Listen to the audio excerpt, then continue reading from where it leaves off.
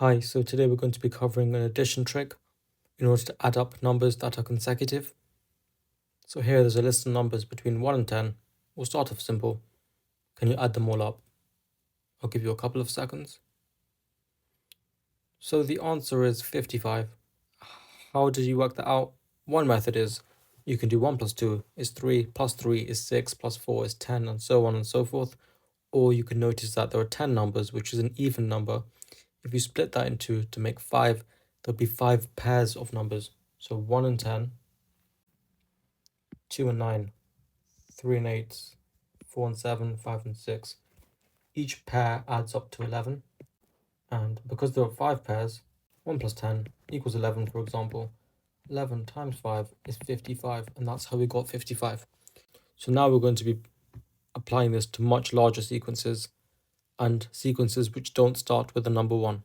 So here is the sequence 1 plus 2 plus 3 all the way up to 100. What is the sum of every number of every term in the sequence?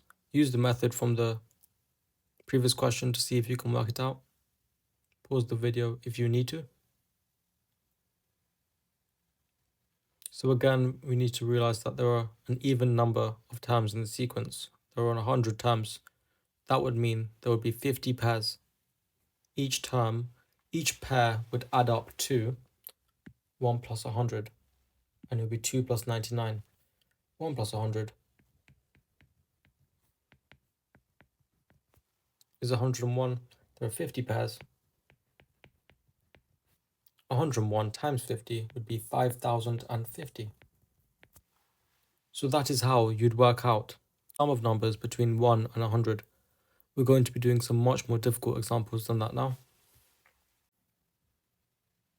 So here is another sequence, 28 plus 29 plus 30 all the way up to plus 101. How would you work out the sum of every term in this sequence? Pause the video if you need to.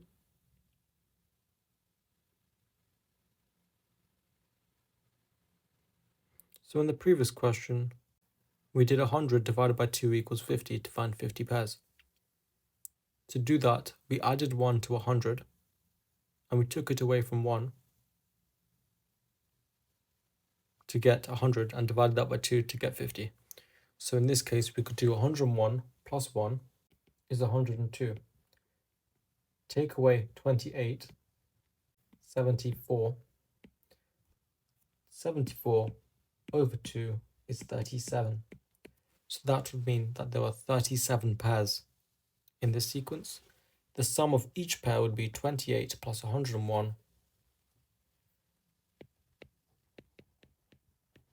which is 129, and that is the value of each pair, the sum of each pair. So we do 129 times 37 to get the sum of every pair, which would be the sum of every term in the sequence, which would be 4,773. Was that easy? Okay, we'll do another example.